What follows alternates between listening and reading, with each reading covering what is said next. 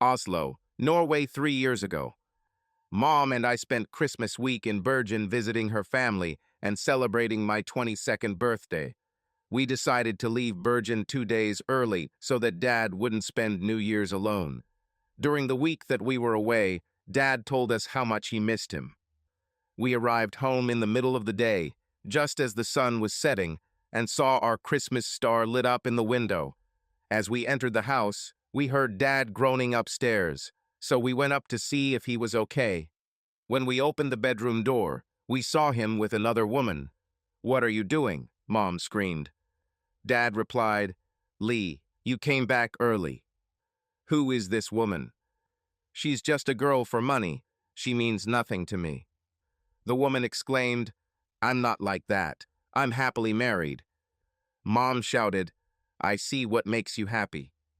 Dad replied back, "I still love you. Lee, let me get rid of this bitch. She's only here because I was lonely. We can talk." Mom replied, "You can talk to my lawyers. We're done.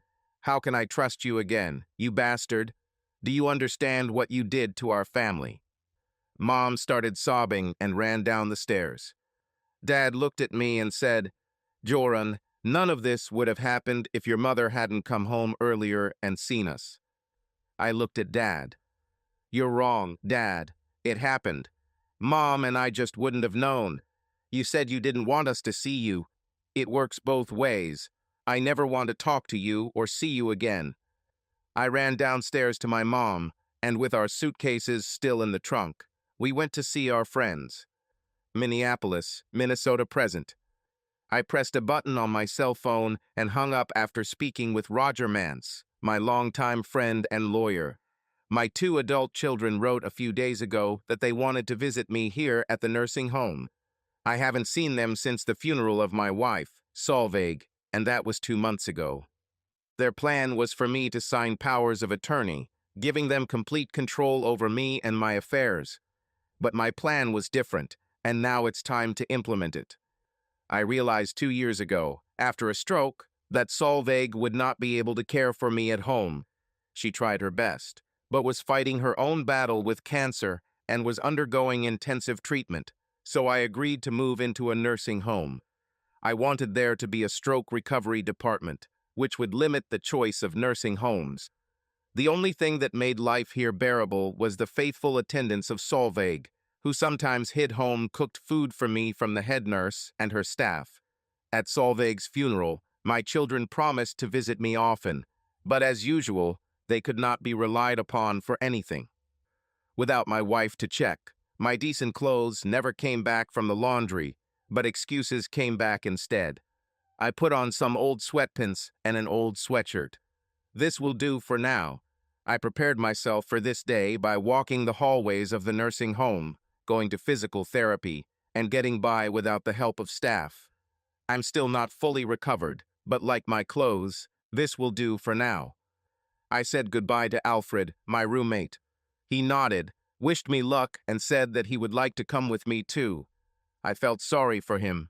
He was a great storyteller, but needed help walking and physically required the care they provided here. I walked down the hall to the nurse's desk and found Molly Turner, the rather rude head nurse, and her 2 assistants sitting behind her. "Good morning, Nurse Ratched," I said. "Good afternoon, Gunnar," she answered. "I'm checking out," I said. "Don't joke, Gunnar. No one ever leaves a nursing home unless they're on their back with a tag on their finger." I looked at her and smiled. "I only hope this will be your fate, Molly." "That's not a nice thing to say, Gunnar. Now go back to your room, or I'll have diet services take away your rice pudding for the week." The rice pudding here was a pale imitation of the Rice cream Solveig made every Christmas. "I won't get it this year." I showed Nurse Ratched one finger and then walked towards the exit. The creaking of chairs and shouts followed me, and I heard their footsteps approaching me. When I pushed open the 2 doors leading into the main foyer, Roger was standing there, next to the nursing home administrator. I walked up to my lawyer and shook his hand. "Thank you, old friend." I turned to see a shocked Nurse Ratched. "There is no need to return Mr. Larson to his room. she said quietly. The nursing home administrator said, "That won't be necessary. Molly, Mr. Larson is leaving us. He's not taking anything with him. You can clean out his room and prepare it for the next resident." I looked into Nurse Ratch's eyes and saw the flames of hell in them. Then it was my turn to smile back. Roger took me to my house. No one had bothered to clear the snow from the path, and I was worried about what my kids might have done inside. I found a hidden key that I had left under a stone many years ago and used it to enter through the front door. There was almost no furniture left in the living room and dining room, or, let's say, it was stolen. They opened a small office near the kitchen. Papers were scattered on the tables and the kitchen floor. I turned around and said, "Looks like you're going to have a tough job, Roger." "This is exactly what you predicted, Gunnar. Our firm will take care of it for you." I opened a small drawer in the office and, fortunately, found my passport intact. It was of no use to my children. I walked into the master bedroom and saw that the dresser drawers were partially open and clothes were strewn all over the floor. On top of the chest of drawers sat Solveig's jewelry box. I opened it, and there were few things left inside. I was delighted to see the gold charm bracelet I gave her for Christmas 35 years ago. She wore it a couple of times, then stopped, complaining that it turned her wrist green when the faux gold plating worn off. But she kept it all these years. This inexpensive souvenir was an old trinket to my children, but to me it is as valuable as the ring of Sauron's power. I took it and put it in my sweatpants pocket. I went into the closet and picked out a few things, put them in an old duffel bag and said, "I'm done. We can go." Roger said, "The locksmith and the security company will meet me here this afternoon. Once they're done, your kids won't be able to get in here anymore. I wouldn't want there to be an auction here. I don't think Solveig would like it. Once you've looked through the papers, just throw whatever's left in the dumpster and take it away. Whatever the two pirates took, that will be the only inheritance that they'll ever see from me." Roger and I then went to his office. I said hello to Jane, my longtime secretary. I've always suspected that Jane knows everything that goes on here and is secretly running the place, not unlike how Nurse Ratch does in her own sphere. However, Jane does this with greater efficiency, happiness, and joy for both clients and staff. Jane asked, "Can I help you with anything, Gunnar?" "I wouldn't mind a decent cup of coffee and an apple donut if you have one." "I'll bring them to Roger's office. 2 cream and no sugar, if I remember correctly." "Perfect as always, Jane." We went to Roger's luxurious office, and I sat down in a chair more comfortable than any I had sat in for the last 2 years. "Are you really going to do this?" asked Roger. "Yes, every little thing," I replied. I signed numerous documents excluding my 2 children as beneficiaries of my life insurance and investment accounts. I also gave Roger a limited power of attorney to sell my home and dispose of the property. Jane brought coffee and an apple donut. "Norway? Why would anyone go to Norway in December?" "Did Roger let it slip?" I asked. Jane replied, "Every paper that comes in here goes through my hands. I opened your visa when it arrived." "Jane, I can't spend Christmas here in Minnesota. The harsh winter weather is nothing compared to the coldness of the hearts of my own children. The farther I am from them, the better. I have never been to Norway and have always wanted to see the homeland of my ancestors." Like I said, Jane knows everything. The coffee was great, and the deep-fried apple donut was outstanding. Roger handed me a package marked Gunnar Norway. After Jane left, I opened it and looked at the contents. As planned, there was an international mobile phone with a different number, a wad of crowns, and 3 new credit cards in the name of a fictitious company. I handed Roger my old cell phone. "We'll dispose of this for you. Your children won't know where you are unless they hire an exceptionally well-connected private investigator. Legally, they have no rights to any of your assets, so even if somehow they'll track you to our legal office, they won't let Jane pass by." I trusted Roger on this. The tour operator you asked us to sign you up with looks pretty shady. Their contract looks like it was generated from a free legal website. We checked it. It's rough, but legal and binding. If you refuse, they'll still get paid. Why did you choose this travel agency? There are many larger and more reputable companies we could book you through. Stupid, Roger. I know it's a one-person company run by a young vlogger in Norway. The nursing home was incredibly boring, so I spent my evenings watching her videos of her traveling around Norway, visiting places and leading small groups of tourists. It seemed like people were having fun, and she made me laugh. Watching her videos was one of the few things that brought me joy. Why did you book for 4 people? Roger asked. I wanted to make sure the tour for Christmas in Norway doesn't get canceled. She has a minimum of 4 people. You will not receive a refund for other participants, even if others join the tour. I don't need money, Roger, but I need this tour. What about clothes? You don't have a lot of clothes in your gym bag, Gunnar. Do you want to stop somewhere before you go to the airport? No, I'll travel light. It'll be easier when going through airport security. I'll buy more clothes when I get to Norway. And after returning, I'll go somewhere warm and sunny, maybe visit a mouse in Florida. I'll be in touch if I need anything in Norway and call you when I get back in 3 weeks. After 2 days. Yesterday, I spent the day buying new clothes that I will need. The tour included a mix of urban and outdoor activities, so I bought a basic wardrobe including good walking shoes, snow pants, a warm jacket, and gloves. I had lunch and dinner at 2 small restaurants. The food was good, but I felt lonely dining alone, in a city I didn't know, in a strange country. I really missed Solveig and wanted her to be here with me. The next morning, I headed to a nearby hotel, where the tour group would be meeting, and followed the Norway Christmas tour sign into a small room off the lobby. There she was, Jorunn, my vlogger. She was about my height when I could stand up straight, with long blonde hair parted down the middle, clear blue eyes, and her signature beaming smile. She was wearing a Norwegian Dale sweater and brown pants. Jorunn spoke to me in Norwegian. I'm sorry, sir. This room is reserved for a tour group. I got closer.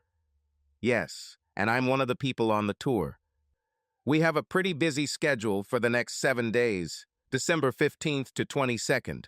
Are you sure you're fit to do this tour? I wasn't sure, but I didn't want to tell her. I won't bother you, I replied. What is your name? She asked. Gunnar Larsen. She opened a small notebook and flipped through the pages. It says here that you are in a group of 4. I see 3 more names here. When will they arrive? There will be no others from my group. One of the names is my recently deceased wife. The other 2 are my estranged adult children. I am here alone. Jorunn looked puzzled. Only 4 people signed up, including you, all from your group. If the others don't show up, you'll be the only one in. I can't. I have reservations that I can't cancel. You'll cost me a pretty penny, even if I do the tour. I replied, the contract states that the minimum number of participants is 4 people. I will pay in full for all 4. You will not lose money. Jorunn chuckled and looked thoughtful. I don't know if you're some kind of perverted old man, but if I agree to continue this tour, you should know that we'll be sleeping in different rooms every night, and there won't be any sex. Judging by the way you look, I hope you thought, if only you could wipe your own butt. Your conditions are acceptable. I had a stroke 2 years ago, but I have mostly recovered. I can walk, talk, and listen. I sometimes have balance problems and sometimes stutter a little. If you think something will be too stressful for me, I'm ready to skip this part of the tour. Well, Mr. Larsen from Minnesota, you'll need to sign a few liability waivers. As stated in the contract, I'll be filming the tour group for my vlogs, so expect to see some smiles when I film you. In the meantime, go help yourself to breakfast. There's coffee, brunost, bread, and milk. Enough to feed 4. Don't expect me to serve you. And if you don't know how to use a cheese knife, learn quickly. Her expression changed from puzzled to confident, with which I spent virtual evenings.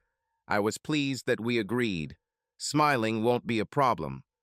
Joran left the room and soon returned with a small basket of food. We have a lot of brunost left, so I'm going to make us a lunch bag called a mat pack. I know a place where we can sit and have lunch outdoors. We'll be using the Vi app and Oslo Pass for train and metro travel. But today, I'll mostly be walking around Oslo. You'll need to check into this hotel under your tour name if you haven't already. In your tour package, I've already paid for the room. I'll try to cancel or change some reservations. Meet me here in an hour. I went back to my hotel to pick up my things, then checked into the one Joran recommended. It wasn't as good as the one I left, but it was clean and I didn't want to resent it on the first day. I bought a surprising amount of clothes yesterday and had to make 2 flights to transport everything.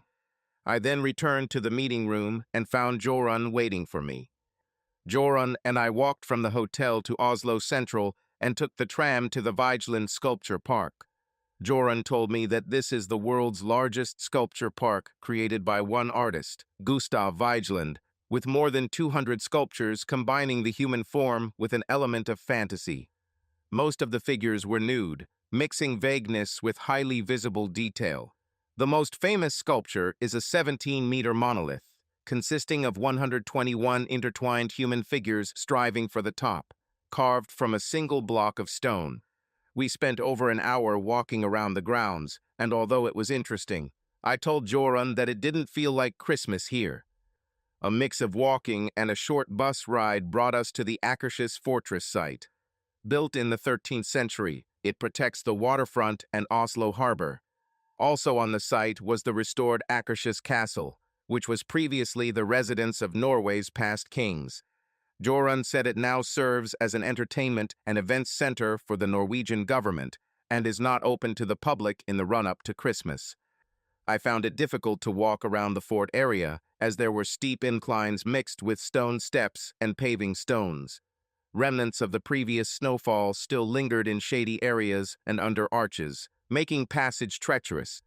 We stopped at several places where there were great views of the city of Oslo, the bay and the fjord, and there were still cannons on several bastions. Joran was acting rather businesslike and did not seem to be enjoying the walk. When we finished walking around the fort, it was almost lunchtime, so we sat down to eat our mat pack. After lunch, I learned that there are various museums in Akershus, although not all of them were open. We visited the Norwegian Resistance Museum, which tells the story of the German occupation of Norway during World War II. There were exhibits, dioramas, and original documents required by the Germans. I've always liked history and old war films, so I liked the museum. One of the consequences of my stroke is that I don't remember things as well. I was trying to remember the name of that Clint Eastwood movie where there was a lot of snow. Joran and I headed downtown and stopped at a pastry shop for Norwegian coffee and a slice of layer cake. Joran said we stopped here because we were having a late dinner tonight. She said that one of the owners is from Brazil and that there are many good international restaurants in Oslo. I ordered a piece of walnut and apricot pie, which was especially delicious. Joran ordered a chocolate pastiche, and while she ate it, she looked happier than at any other time of the day. We set off again, and I was surprised by the early onset of dusk. The street lights were already on, the Christmas decorations were glowing, and the buildings were illuminated. We walked past some buildings, including the Nobel Peace Center, which tells the story of Alfred Nobel, the inventor of dynamite, as well as the Nobel Peace Prize winners. Joran mentioned, this building and Gustav Vigeland are connected. Vigeland designed the Nobel Peace Prize medal. I complained, I still don't find these museums and buildings too Christmassy. Joran responded sharply, showing more passion and intensity than she had the entire previous day. This is Oslo. This is Christmas. This is how Norwegians spend Christmas in Oslo. People come here from all over the world to see what I showed you. Vigeland Park receives over 1 million visitors every year. If you want more Christmas, you might like the ballet The Nutcracker tonight. You could hardly keep up with me today.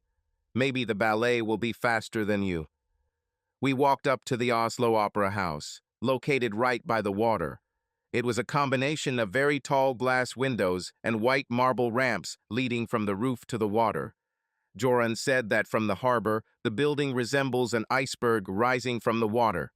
Since the show was going on, everything was brightly lit.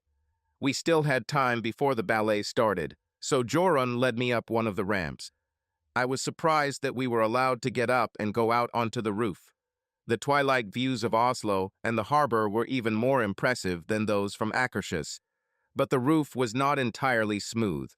In some areas, there were cutouts in the white marble, unprotected descents into unmarked stairwells, and obstructions required by modern ventilation and lighting requirements.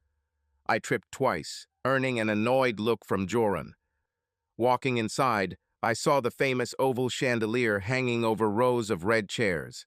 Sculptures were included in the decorations of the upper levels. As we took our seats, Joran said, "These performances of the Norwegian National Ballet's Nutcracker are always sold out. I like to include this ballet on my tours because there is no dialogue, which is convenient for tourists who do not speak Norwegian. You need to use your idea of what the characters are saying, or might say, and do it in the language of your choice." There were 3 empty seats next to us, probably prepaid as part of the tour. Otherwise, the hall was full. The performance was great, and I was immersed in the music and dancing. Solveig loved ballet, and thanks to her, I began to appreciate it. In the darkness, I imagined that I was sitting next to Solveig, so I put my hand on Joran's knee. Joran pulled her hand away from mine, but left my hand on her knee. After a moment, she squeezed my hand tightly, lifted it, and moved it back to my knee. I looked at Joran, and in the reflected light, I saw her giving me a look more fierce than that of the Mouse King from the ballet. At intermission, I apologized, explaining that my wife and I often went to the ballet and I got carried away. I'm not sure Joran accepted my apology. "If you touch me again without my permission, my knee will give you a little nutcracker," she said. The rest of the ballet was great, and I kept my hands to myself. As we were leaving the opera house, I felt hungry and asked Joran if we were going to have dinner somewhere. Joran led me across the street to what appeared to be a fancy burger restaurant, where we joined a short line waiting for a table. Looking around the burger restaurant, I said wryly, "Cheese sandwich for lunch and more fine Norwegian cuisine for dinner." "Mr. Larson, it's 8:30 p.m. Where do you suggest we go? People leaving the ballet are crowding the subway. There's a wonderful restaurant nearby with 3 Michelin stars, one of the best in the world. But the people who usually take part in my tours are much younger than you, and this is their food. A lot of them want vegan options, and they have them here," Joran explained. I saw the logic in her words and realized that I was an exception among other visitors. After we were seated, Joran suggested we try the marinated salmon burger with sweet potato fries. But looking at what others were eating, I chose a regular cheeseburger. Due to the way the tour was shaping up, I also wanted a beer, and the waiter recommended a local Pilsner. Joran sternly reminded me that the tour included food, but any alcohol would have to be paid for separately. The food arrived, and it was as good as any I remembered in the last 2 years. While the food was hot, the conversation between Joran and I became noticeably cooler. As we walked back to the hotel, the tension was palpable in the air. We parted for the night and Joran said, "You complained about the museums today. You complained about the food.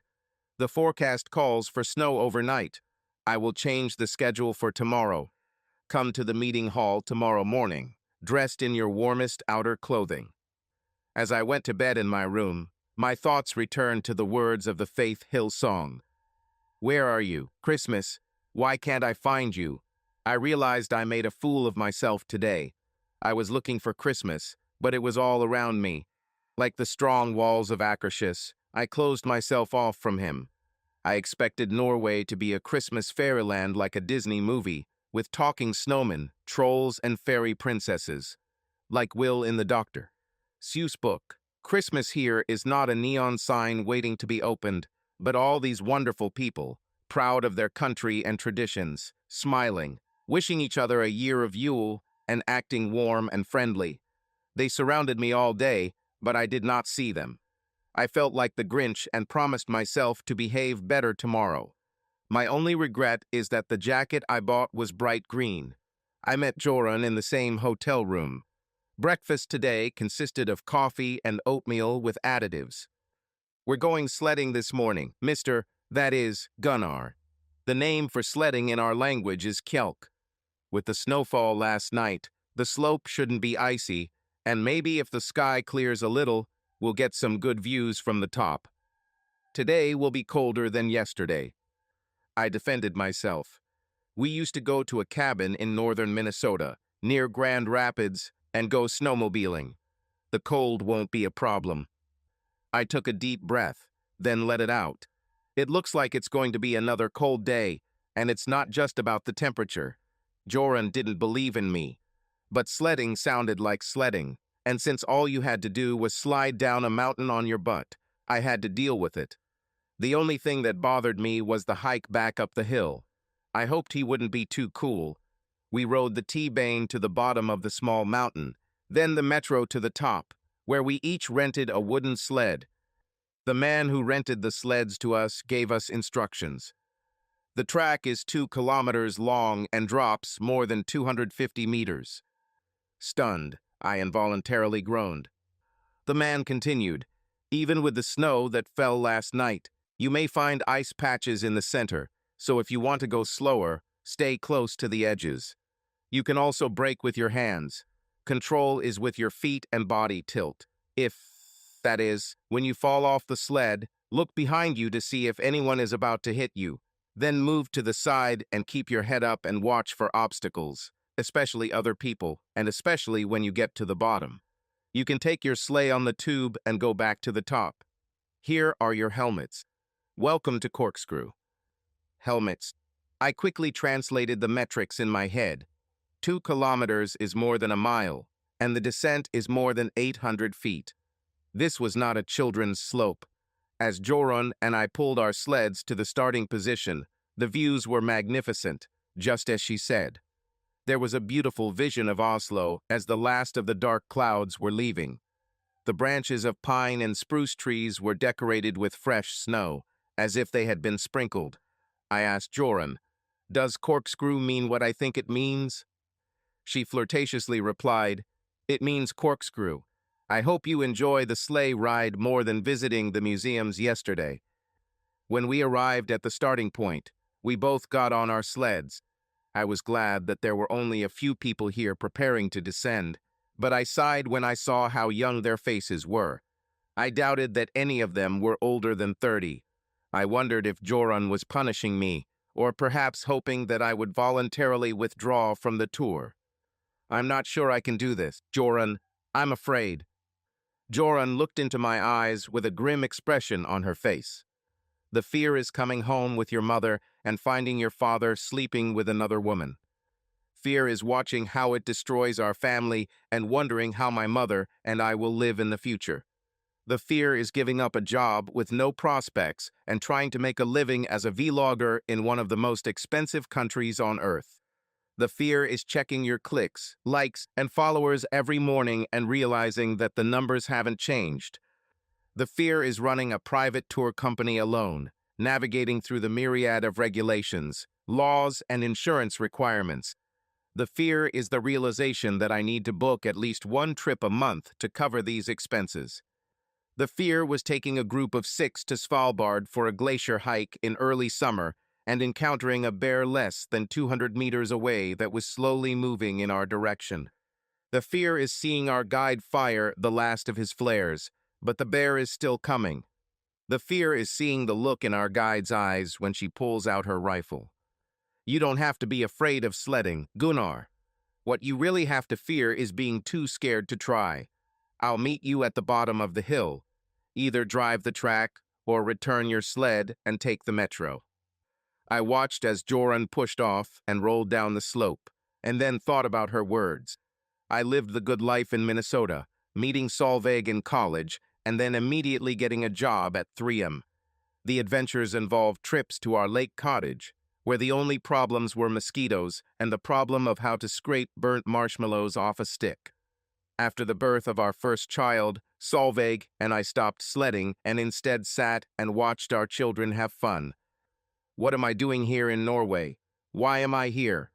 Joran answered this question for me. I pushed off and began my descent.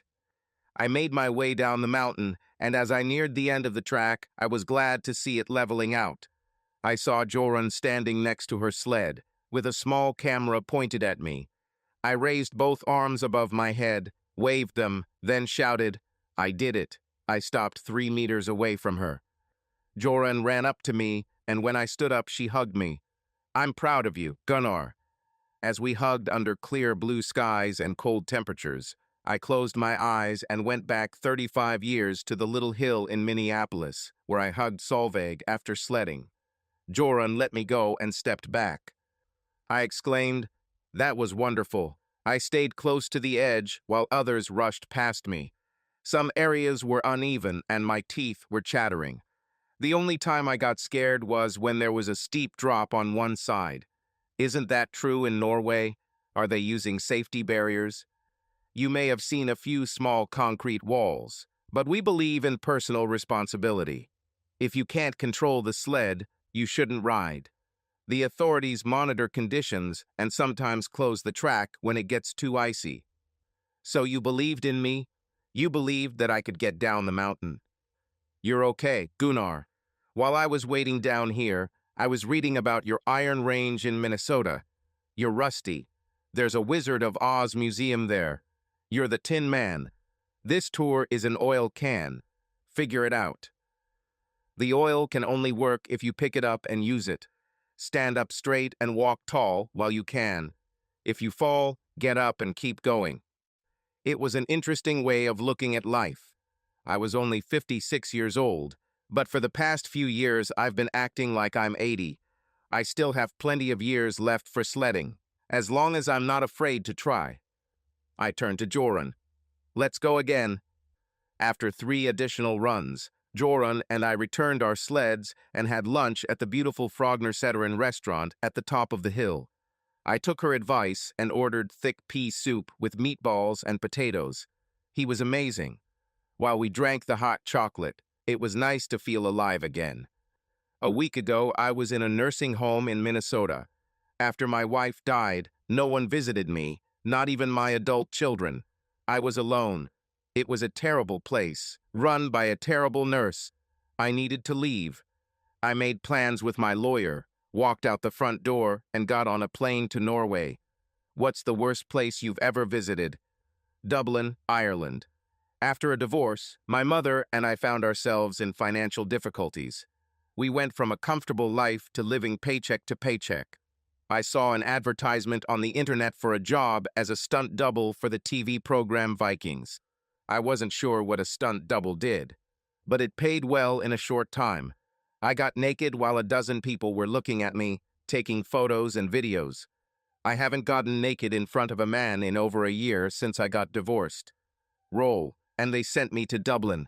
The next morning I arrived at the studio, then to the makeup department, where I took off my robe while they applied fake tattoos and full makeup to make me look dirty in the right places.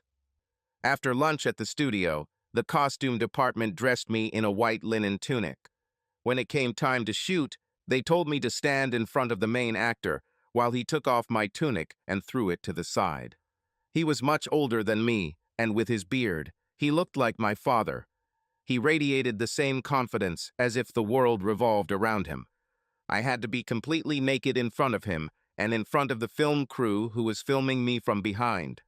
They told me to act submissive and let the main actor hug me. Take some adjustments before the director is happy. I was then ordered to lie down on a stylized Viking bed covered in furs. The sex scene was to be filmed twice, once for television, then for an unrated video release. In the first shot, I was naked, but the main actor remained clothed. He stood up and positioned himself between me with our feet. We had to make the audience believe that we were having sex without showing them anything. After several takes, The director was satisfied, and we moved on to the last scene in which I participated in this scene. The main actor had to lie on me, him, arms outstretched and resting on arms on either side of my body. This scene was more challenging because it had to be blended with previous facial shots of the lead actor and lead actress. The scene was shot from multiple angles, including an overhead shot, and below. While the director was reviewing the previous shots, the makeup artists were working on my face and hair. That was enough. I screamed that was it, collected my things, and headed for the exit. I paid for my ticket back to Oslo and thought about filing a complaint, but later found out that most of what they were doing was legal. Most sex scenes are filmed between two stunt doubles. It's rare, but sometimes the lead actor will do these scenes if it's specified in his nudity contract. I began to think differently about stunt doubles, but my acting career only lasted one day. And looking at the final scenes after graduation, I was only on screen for 8 seconds, and no one knew it was me. I said, "Wow, we have a lot in common." The nursing home did everything by the book, but like you, I couldn't stand to be there anymore, so I walked out the door. "I'm sorry you had to go through such a terrible experience." Jorun shook her head. "Don't regret it. The experience ended up changing my life for the better. When I returned to Oslo, I vowed never to work for anyone else again. I wanted to direct my own scenes, so I started making vlogs. That led to the creation of my travel company. As it turns out, I walked out of one door and into what I love. Plus, I walked out of there wearing this really cool leather Viking headband that I'm wearing right now. You're already halfway through. Front door. Now you need to find something or someone to love." A profound statement from such a young lady. I noticed that the sun was starting to set. Jorun caught my eye and said, "Here in Oslo, the sun sets early, around 3:30 in the afternoon. In some northern cities, it started last month and will not appear until spring." I didn't want to spend the rest of the day looking at museums, and inspired by my success on the hill, I decided to take a chance. "Can you ride on skates?" Jorun replied, "Yes, but not very well." I said, "If you know a skating rink with lights, maybe we could skate there." "There is a nice lighted skating rink in the center of Oslo called Spikersuppa," Jorun said. "When the sun sets in Oslo, the twinkling lights come on, bringing their magic with them. The skating rink is located next to the Christmas market, which we will visit today."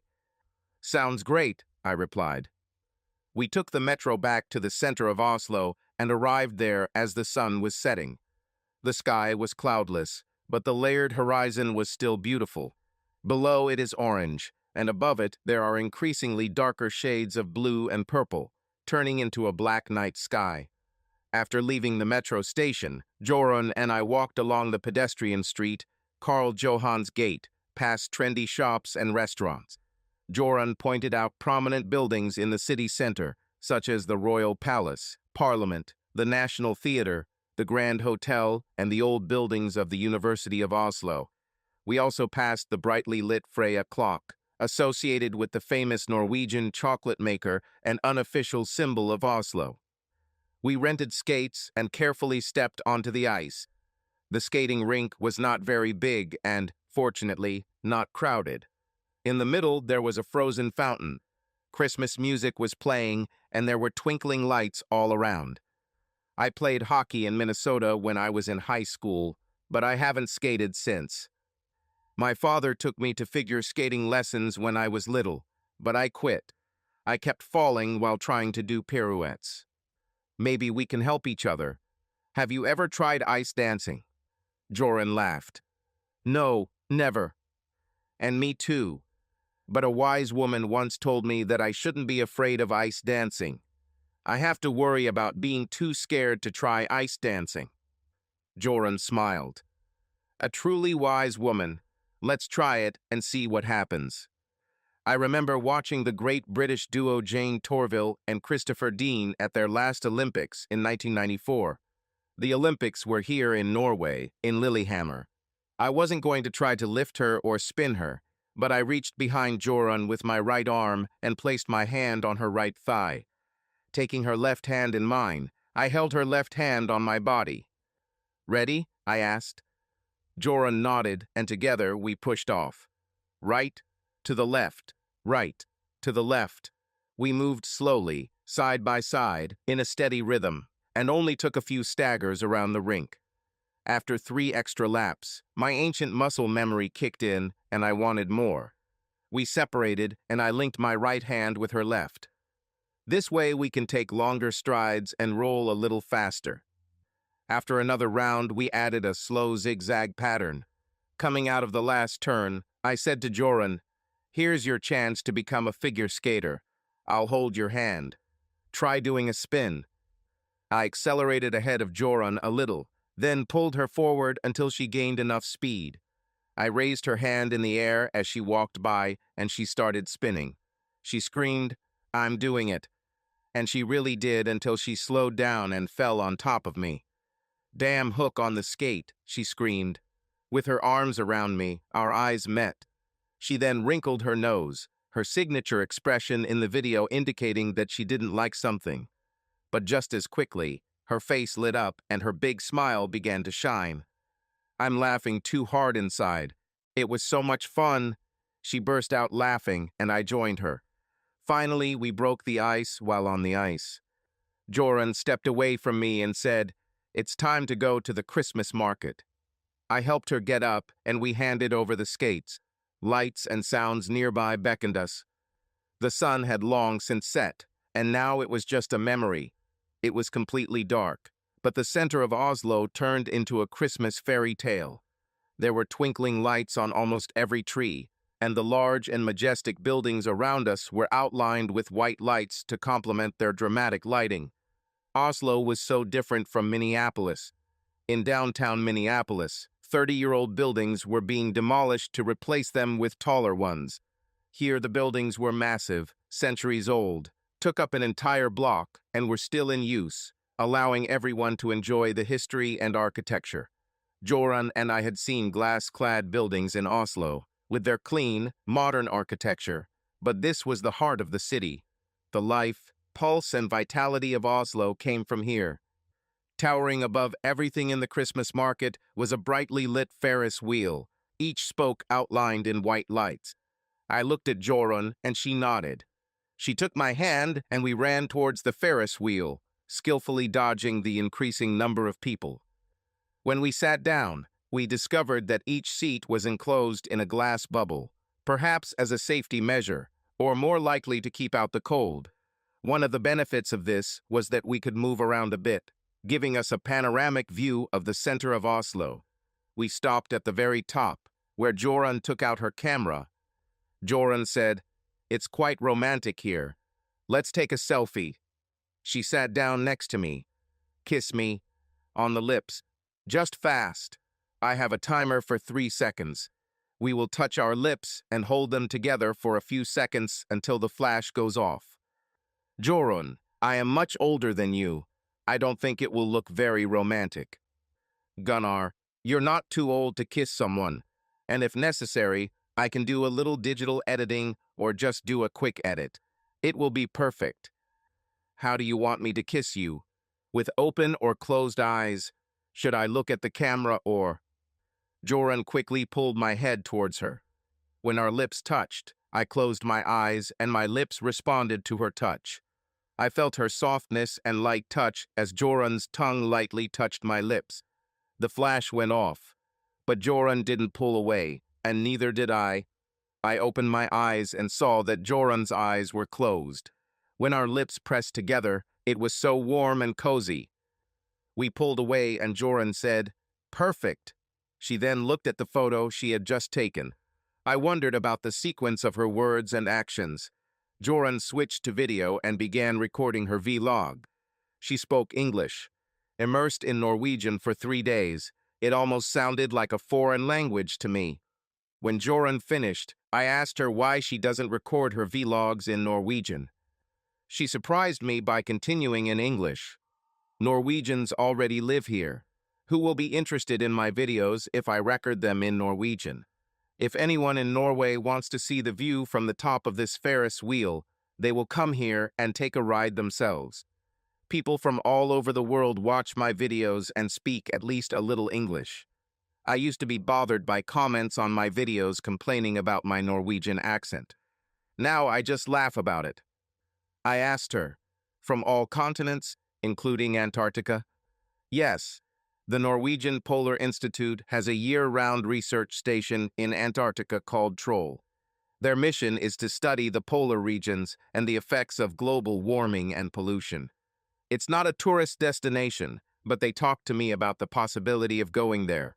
They want to conduct more educational events to reach youth audiences on social media. I have subscribers there, but we have not yet been able to agree on permissions and details. The only time I would go there is in the spring or fall when they send a jumbo jet from Oslo to Cape Town and then to Troll to drop off or pick up summer explorers. Even then, the stay may only be for a few hours.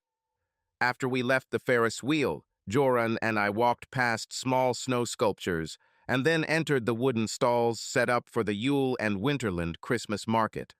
Above us, lights twinkled on every tree. We walked past stalls selling various types of food, including international treats. I wanted something Norwegian for dinner, so Joran took me to a stand that sold moose burgers. We each took one, then sat on a bench to eat. While we ate, we were entertained by a talking moose head attached to the top of the food kiosk. The moose sometimes scared passers-by, told jokes about moose or sang songs. It began to snow, and as I looked up, snowflakes seemed to appear out of nowhere, as if by magic, and became brightly lit as they were caught in the light. When we finished, we continued to stroll through the market, passing shops that sold woolen goods, souvenirs, gifts, cheeses, and crafts. We walked past a kiosk offering samples of aquavit. I tried a popular brand called Line in Minnesota, but was surprised by the variety available at this one kiosk. A man and woman were talking to the clerk behind the counter. He kept shaking his head and saying in Norwegian, "Sorry, I don't understand. I do not speak German." In response, the man and woman spoke louder, as if that would help the poor man understand. Joran led me to a kiosk and said, "Guten Abend." She continued speaking in German, and I watched in amazement as smiles appeared on the faces of the Germans. When she translated, I could listen to the Norwegian part of the conversation between the three of us. I was surprised to learn that aquavit is as popular in northern Germany as it is in Scandinavia. The conversation continued. They described various aquavits. Then the Germans tried them. Joran continued to talk to them and sometimes turned around and pointed in different directions. The meeting ended amicably, and I walked over and stood next to Joran. "I didn't know you spoke German," I said. "I have a lot of tourists from different countries. I can speak 10 languages, some better, some worse. I don't expect tourists to learn Norwegian in a week. I need to know enough of their language to tell them not to pet polar bears." In any case, I answered questions from German tourists. They were really nice, and as a token of gratitude for my help, they paid for us to taste 3 types of aquavit. "I know which ones I want to try. Choose 3 for yourself, Gunnar." It only took me a minute to decide which aquavit to try. While Joran and I drank small samples, we watched each other, gauging the reaction. Perhaps it was the aquavit, perhaps the festive atmosphere of the Christmas market, or simply the wonderful day spent together. But Joran looked more beautiful than ever under the twinkling lights. Relaxed now, her remarkable features softened. Her pure blue eyes sparkled as they reflected the flickering lights, and the chill of the night air caused a natural flush to appear in her cheeks. I watched her tongue run across her lips, searching for the last coating of aquavit, and I wanted to kiss her. But I froze. Suddenly, I was afraid of opening the wrong door with Joran and losing something good as soon as it appeared on the horizon. I saw a shop selling freshly roasted almonds and ordered them in English.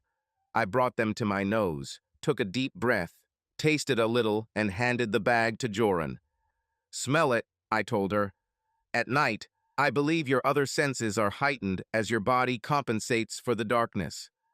Stopping at a shop that sold glurg, I decided to grab some mulled wine. The wine had to go well with nuts. Joran refused. As we continued walking, I was surprised when Joran took my hand. It was nice, and I didn't mind. Joran turned to me. It feels like being here just with you, Gunnar, instead of leading a small group. Takes me back to happy memories of strolling through the Christmas market. Joran then kissed me on the cheek. Joran still spoke English, so I asked her about it. Still in English, I record my vlogs in English, read and respond to comments in English, so I need to practice. I also write tour descriptions myself.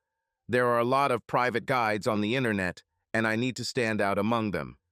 Another way to practice English is to write erotic stories and poems. It's a different kind of writing, and I like it because I can use a lot of adjectives. This was starting to sound interesting. So adjectives are the key. Adjectives are only one part. Let me show you. For example, I could write, she kissed a man. Joran cupped my right cheek with her hand. Holding my face still, she leaned towards me and quickly kissed me on the lips. How was it? She asked. Simple, but nice, I replied. As I tried to catch my breath, I doubted her sincerity and thought that perhaps there was another, perhaps much more interesting, reason. I sometimes write poetry too and understand the need to seek inspiration. You're breathing heavily, Gunnar. Maybe we should take you back to your hotel. I think I'll call my story A Christmas Tour of Norway. I want to write about the Christmas market scene while it's still fresh in my mind. The walk back to the hotel was much warmer, and after we said goodbye, I realized that this had been one of the best days of my life, in many ways. I lay in bed, thinking about the scenes with the stunt doubles that Joran had described. She thought about all the women who would happily take her place under a handsome, mature actor. But this was a woman's view of the world. I thought of Joran lying in the dim room, the flickering oil lamps, the blazing fire, on a bed covered in Viking furs. I thought about all the mature men who would happily trade places with a male actor just to be with this beautiful Viking goddess. I also thought about the number of adjectives needed to write that scene. There was a week before Christmas when nothing moved in my room except my mind, filled with hopes that tomorrow would soon come. Snuggled up in bed, I dreamed of adjectives dancing in my head. 5 days later, Joran said, Well, Gunnar, we have returned to our starting point, and this concludes our tour. The first day was not easy, but since then I have enjoyed spending time with you. After my mom's divorce, I stopped dating. Of course, I went out in mixed groups with friends, but I can't remember the last time I was somewhere alone with a man.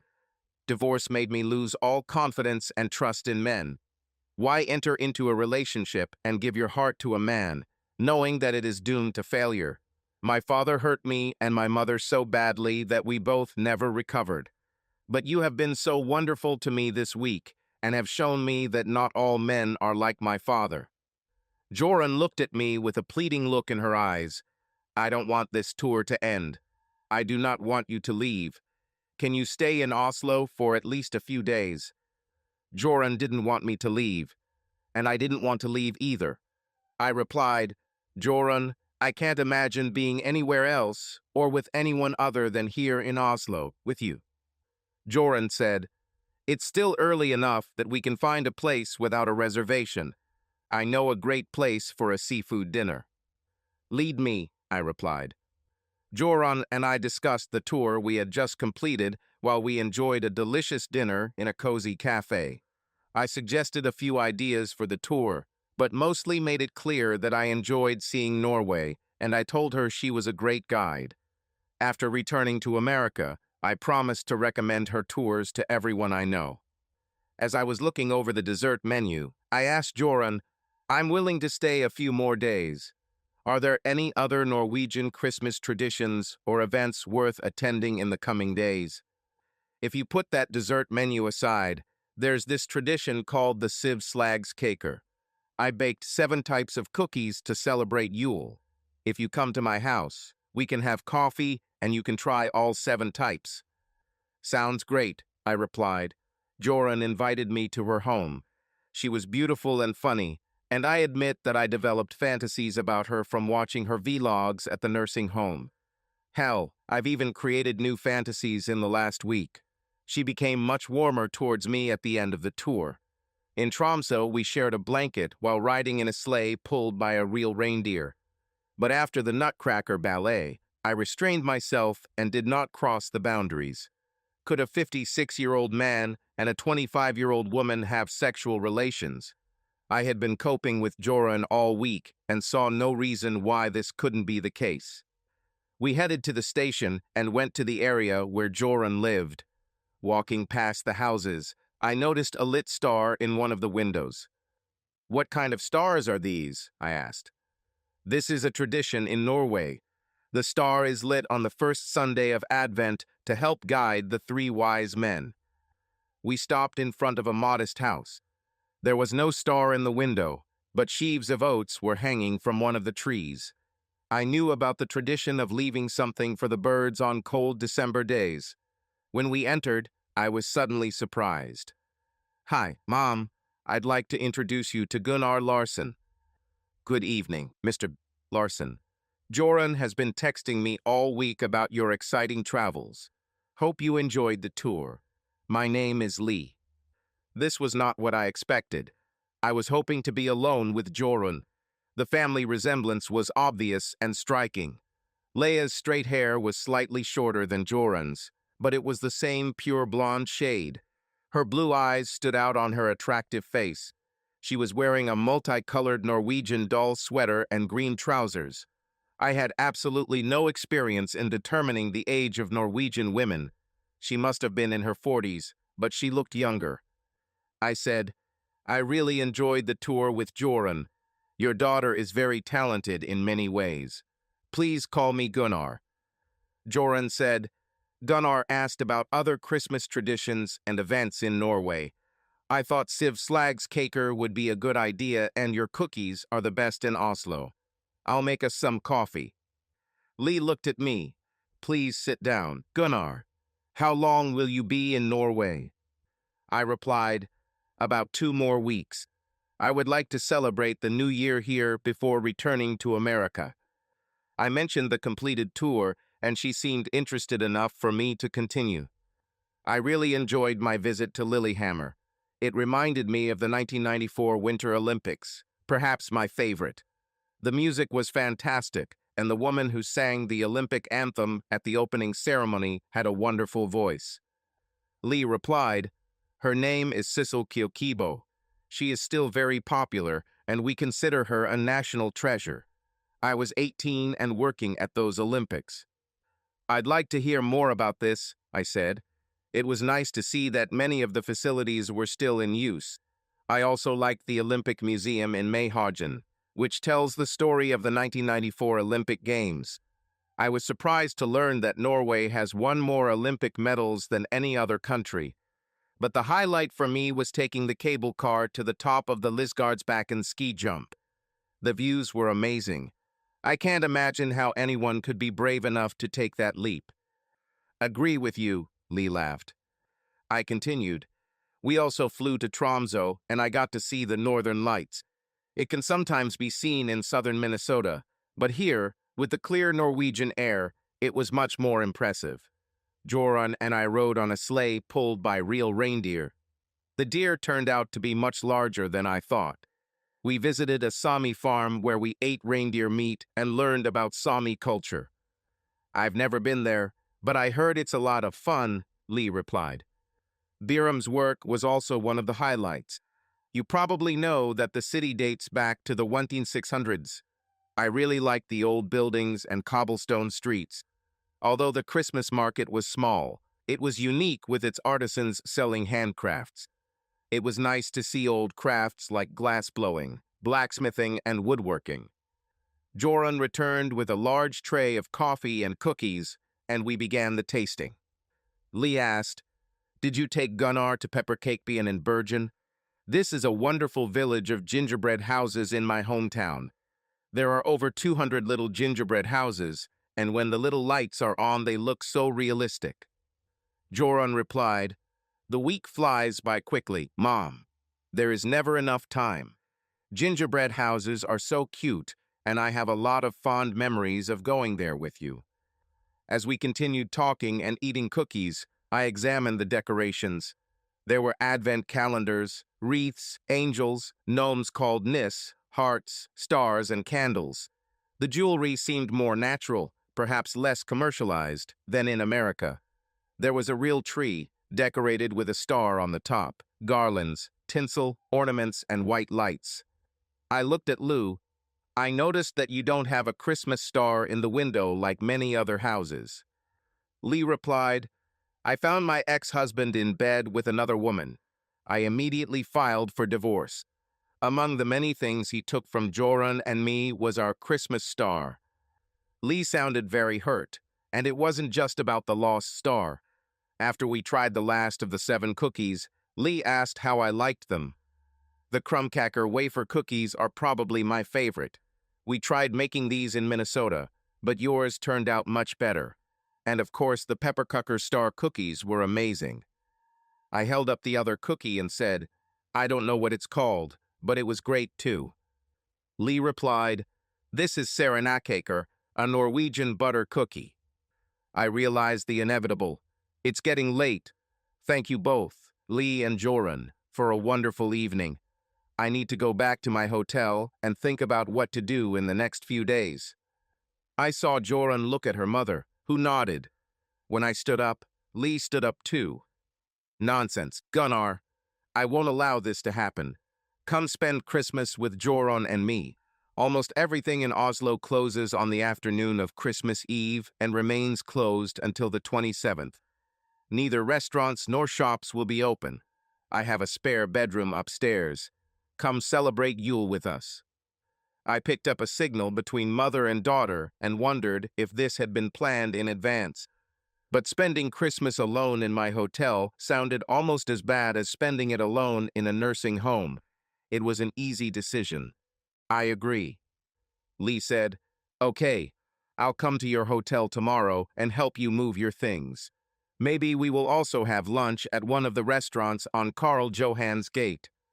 It will be my pleasure, I replied. Let's make an appointment for 11 a.m. December 23rd, known in Norway as Lille Julaften.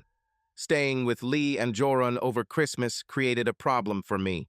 I needed to find at least one Christmas gift for each of them, in case they bought me a gift too. I got up early and went in search. Reflecting on last night, and in fact, the last week, it turned out to be much easier than I feared. I soon found a gift for each of them, as well as reusable fabric gift bags in Christmas colors. I heard a knock on my hotel door and opened it. Lee stood there, holding her coat on her arm. She was dressed in a traditional Norwegian folk costume called a bunad. Her blonde hair was simply styled with 2 attractive braids. I smiled and said, What a pleasant surprise. You look like you just stepped out of a fairy tale. She looked past me into the chaotic room, then took a step towards me and suddenly kissed me on the cheek. She stepped back and started laughing. Did not work. I'm a princess from a fairy tale, and you're still a frog. Looks like we have a bit of work to do cleaning up your lily. When Lee entered the room, I said, I already packed a small bag, enough for a few days. Lee walked over to the pile of clothes from my week-long trip. She picked up the shirt and sniffed it, then pulled a wool sweater from the pile. Keep your wool sweaters away from the rest of your dirty clothes. Wool is more difficult to wash and can absorb odors. Let's see what else you packed. Lee dumped the contents of my small duffel bag onto the bed and then began tossing things aside. This won't be enough. We need to take all your clothes home and wash them. Background memories returned. Every time we went on a trip, Solveig always emptied my suitcase and repacked it with other things. Solveig also always picked out my clothes when we were getting dressed to go to a wedding or party. Lee said, Don't expect me to do your laundry for you. I have other things to do to prepare for Christmas. You will have enough free time to do your own laundry. We will pack all our things when we return after lunch. What a woman! I can see where Joran has such a strong character. We left my hotel and Lee took me to one of her favorite cafes. Along the way, Leia's kaftan attracted glances and smiles, as if she were a magnet. While we waited for our food, I asked Lou about her bunad. Lee replied, "I don't wear my bunad very often. I usually wear it to National Day in May and to weddings and christenings, but I haven't been to many of those events lately. Christmas is also a good time to wear it." Lee wore a traditional white blouse with a silver pin at the neck. Her vest was bright red with hand embroidery on the chest. The blue skirt was decorated with intricate embroidery and was covered in front by a white apron.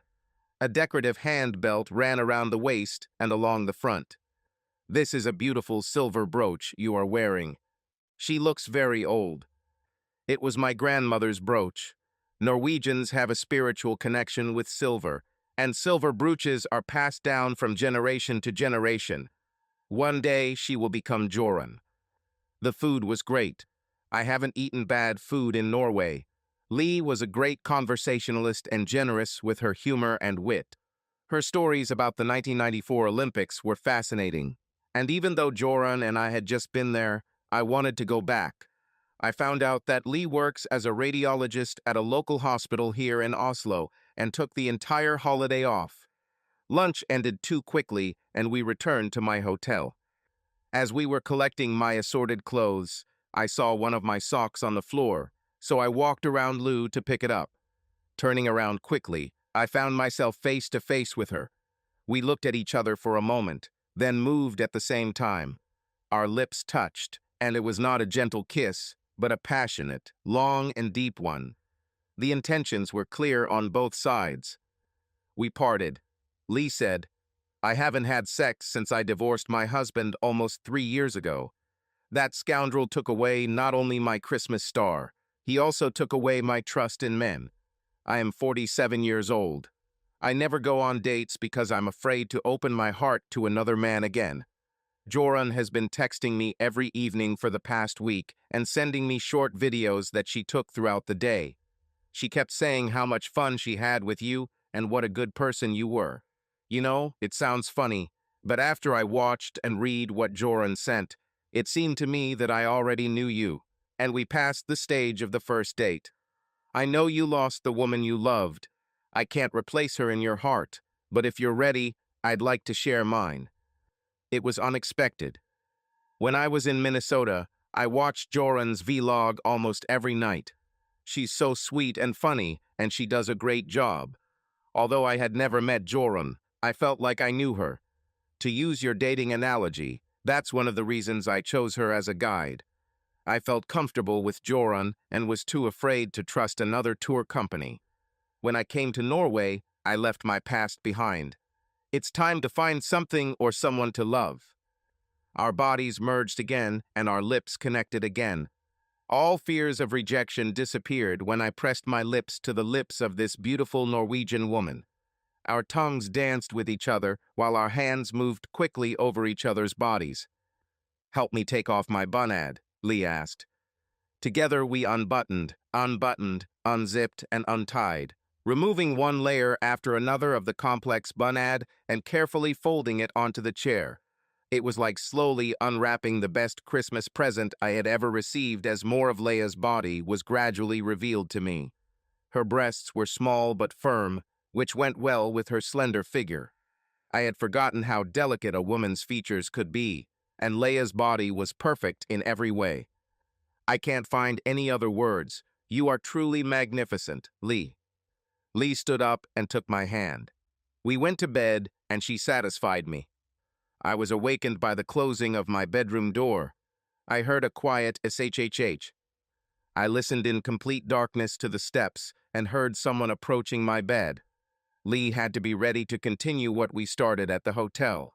I didn't notice any difference between Leia's and Joran's tall, slender bodies. Even if they were, it would be impossible to distinguish them in the darkness, especially given my short acquaintance with Leia.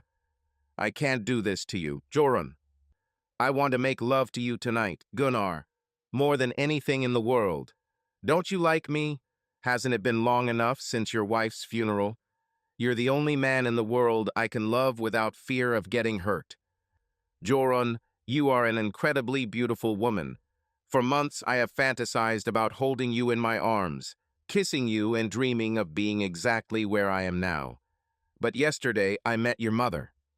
Joran asked, "Did she order you not to have sex with me?"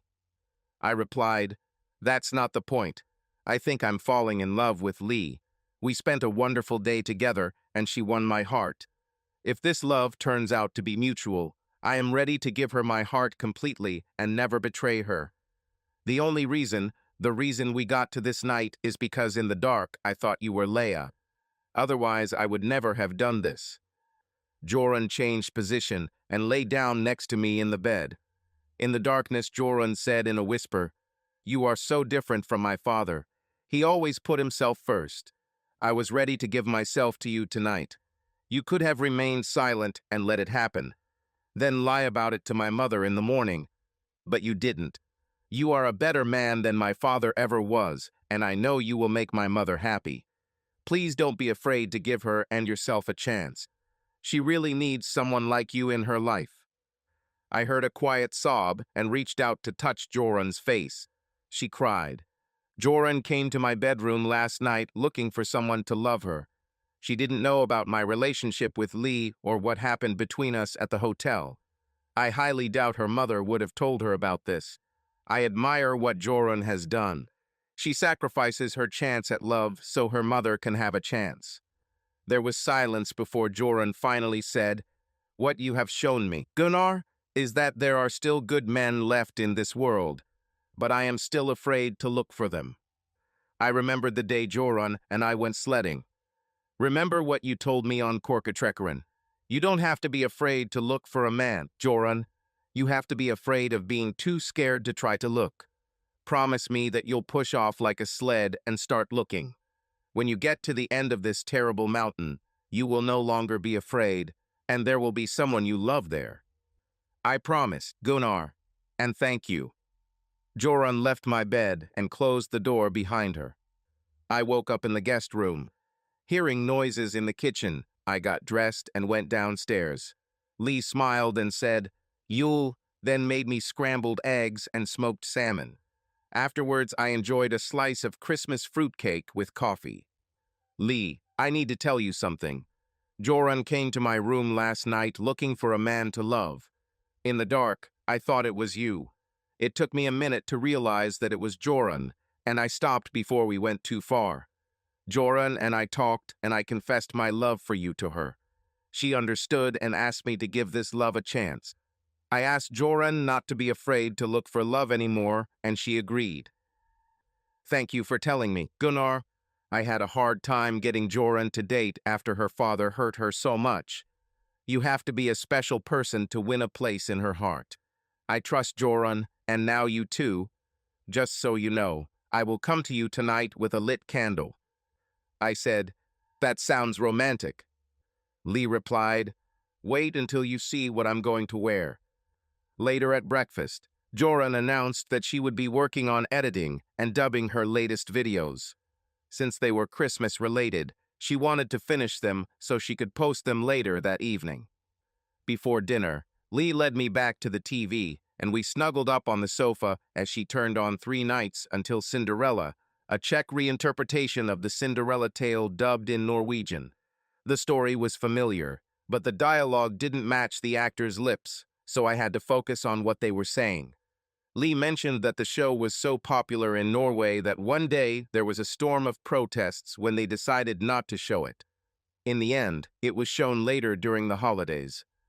Joran joined us for lunch. We ate rice porridge cooked with milk, sugar, and vanilla. Everyone had their own plate, and almonds were hidden in one of them. I suspected that they might have rigged it so that the almonds would go to me, but it turned out that the lucky plate went to Joran. As a prize, Lee gave Joran a chocolate figurine of a marzipan pig, which was quite strange, but it is part of the tradition. Lee said to use the leftover porridge to make riskrem, a delicious rice dessert that is eaten after dinner that evening. Riskrem solveig was one of my favorite parts of the holiday, and I couldn't wait to try Leia's version. Lee turned to me and said, If you want to eat, you have to help in the kitchen. Cooking was not my strong point, and after Lee led me into the kitchen, I told her so. But since we were alone, I came up from behind, pushed her blonde hair aside, and pressed my lips to her neck. Lee said, "If you don't stop, we'll have to wait longer to eat." I helped Lee get the large Dutch oven out of the refrigerator and put it in the oven. "This is strange-looking meat," I remarked. Lee replied, "It's called rib, or roasted pork belly. I cut the top layer of fat in a checkerboard pattern 2 days ago. Once cooked, the bottom of the meat is still tender and the crust on top is crispy." Lee handed me the peeler and pointed to the bag of potatoes. I didn't need any further instructions. While I was doing this, Lee was busy in the kitchen preparing the side dishes. She looked really happy, and we chatted, laughed, and told stories about Christmases past. As soon as we took rib out of the oven, the church bells started ringing. It was 17. "It's strange to hear bells at this time," I said. Lee replied, "In Scandinavia, the new day traditionally begins at sunset, not midnight.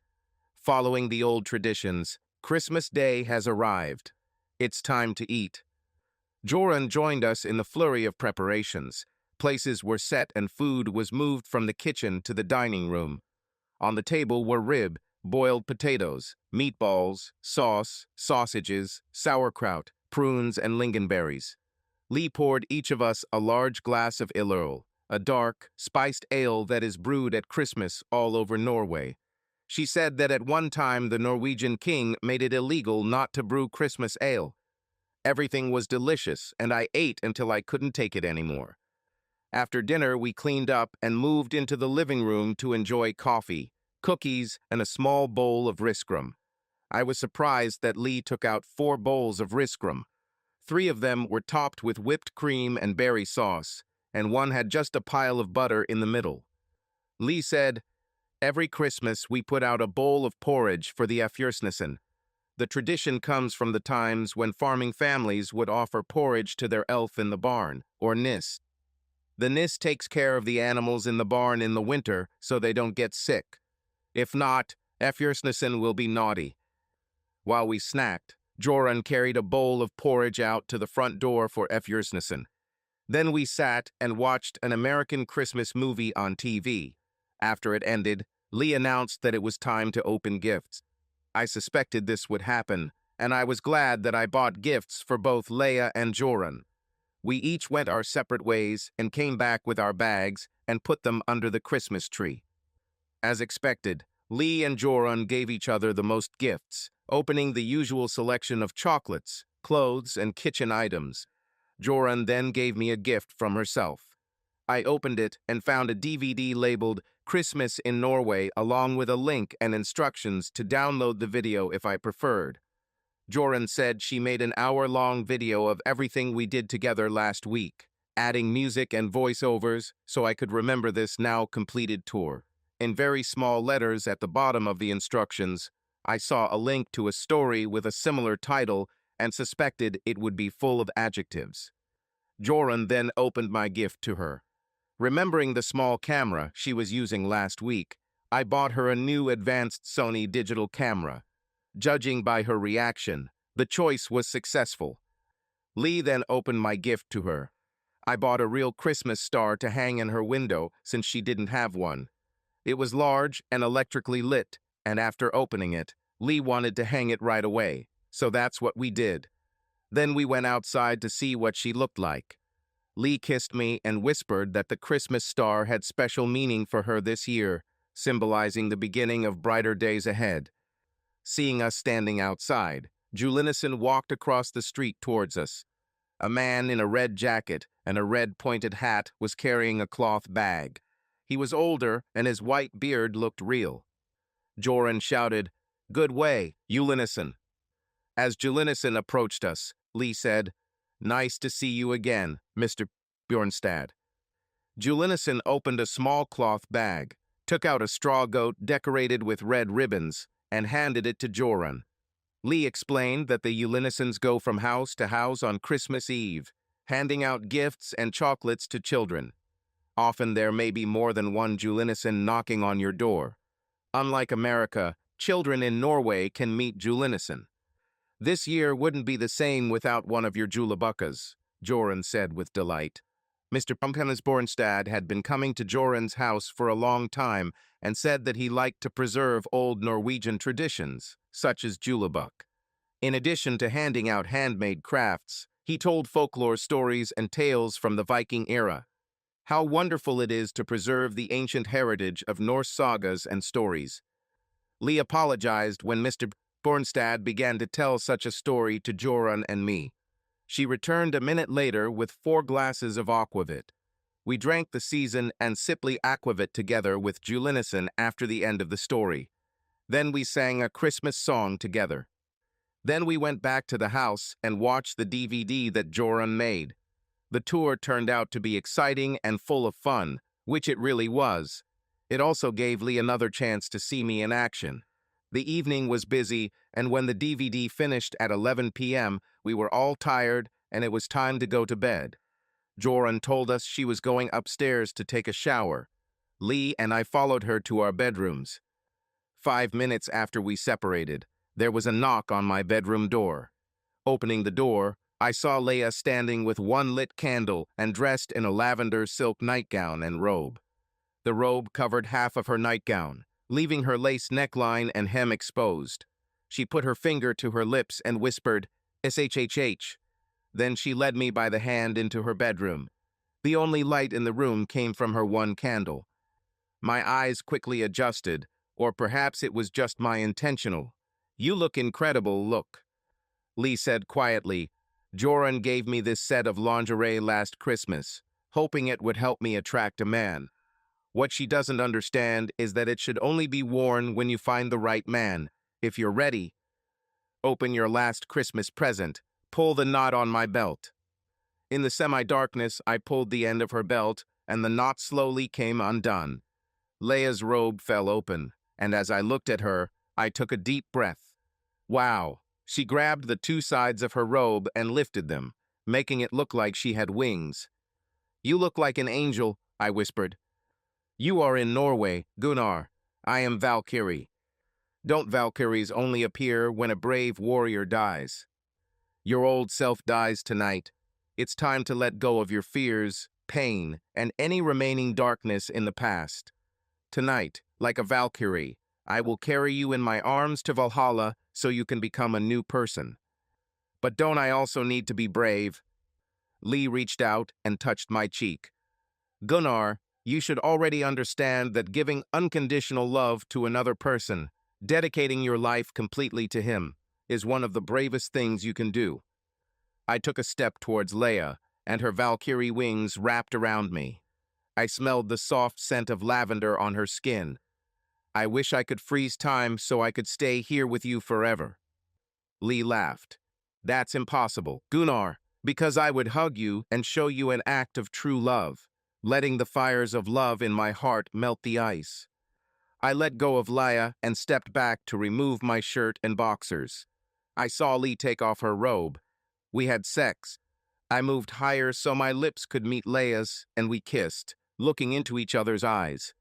"I love you, Lee. And I love you too, Gunnar."